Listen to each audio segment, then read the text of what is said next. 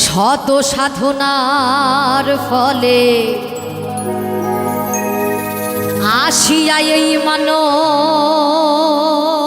কুলে তুমি 16 আনা দিবে বলে আজও দিলে না রে মন। 16 আনা দিবে বলে আজও দিলে না।